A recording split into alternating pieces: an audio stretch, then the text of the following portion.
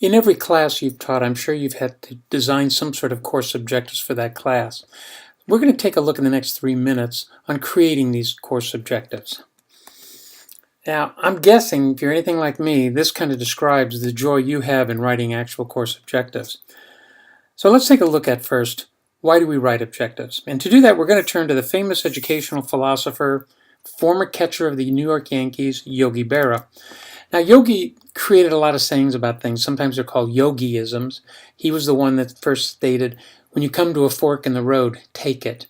But believe it or not, he actually had some insight into learning objectives. He once said, if you don't know where you're going, you might wind up someplace else. You've got to be very careful if you don't know where you're going because you might not get there.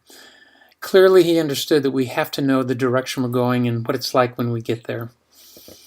Well, we all need course objectives, we know that, but I want to add one more aspect to that, and that is module objectives. Each module you have, each unit of learning, you can have objectives for that unit. I didn't do this at first, but once I started doing it, it greatly helped me write my modules because I had something to focus on. I had an objective in mind. There's a nonprofit organization called Quality Matters that I've done some training with. And what they do is they have set standards for online courses and a peer review process allowing courses to be evaluated to earn their certificate of approval.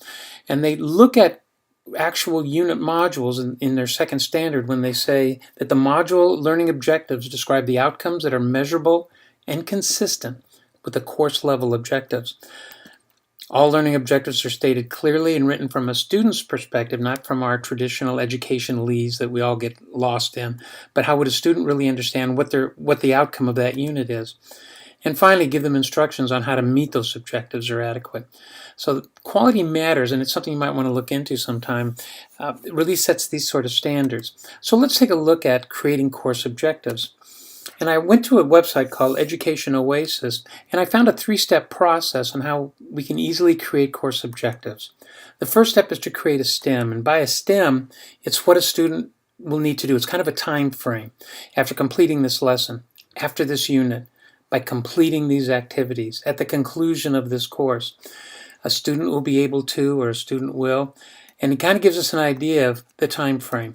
The second step then is the verb. What is it that they're going to be doing? And here's a list of verbs in alphabetical order. Another list of these sort of verbs are in Bloom's taxonomy. So if you want to take a look at that sometime, that'll give you another idea. But you can see everything from rank to rate to question to observe and so on. A variety of tasks they can do from this verb.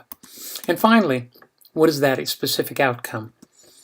Here are each of these sentences has the verb, and then in the bold letters, the outcome, in his or own words. The plot of, states the matter, a timeline of events, and all of these are the outcomes that we're looking for. When we put all of these together, we get an objective like this. After this unit, the student will be able to create a timeline of events leading up to the Civil War. Now we have a specific objective. We can measure that objective in assessments, and we can create modules that'll get a student to be able to complete this particular objective.